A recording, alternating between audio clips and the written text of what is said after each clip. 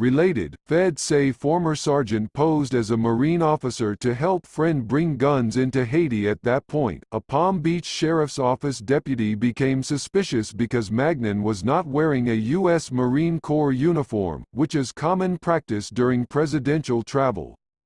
The deputy contacted actual members of Marine One's security detail, who immediately identified Magnan's credentials as counterfeit, based on numerous factors, the arrest report said. After Magnan claimed to be a retired security officer, a federal records check revealed his court-martial, which took place around 2010.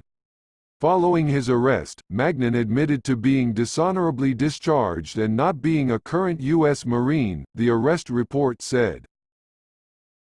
SpaceX launched 60 more mini-Internet satellites late Monday, this time testing a dark coating to appease stargazers. It's a first-step compromise between SpaceX and astronomers fearful of having dark skies spoiled by hundreds and, eventually, thousands of bright satellites circling overhead. The Falcon 9 rocket blasted into a cold, clear night sky, recycled by SpaceX for its fourth flight.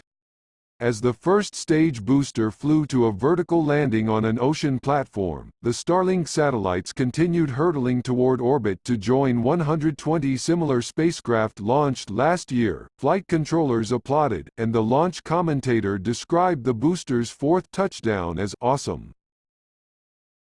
Quote, "An hour later, all 60 satellites were free of their upper stage and making their own way in orbit. It's a beautiful sight," the commentator observed, his Starlink fleet now numbering 180. SpaceX founder and chief executive Elon Musk plans to ultimately launch thousands of these compact flat-panel satellites to provide global internet service.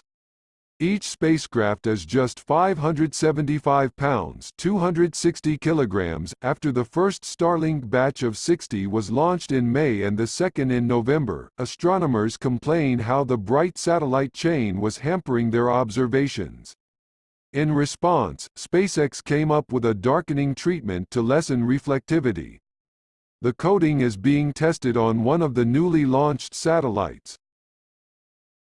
Related, SpaceX sends thousands of supplies to International Space Station. Jeff Hall, director of the Lowell Observatory in Flagstaff, Arizona, said the Starlinks have been just an occasional problem.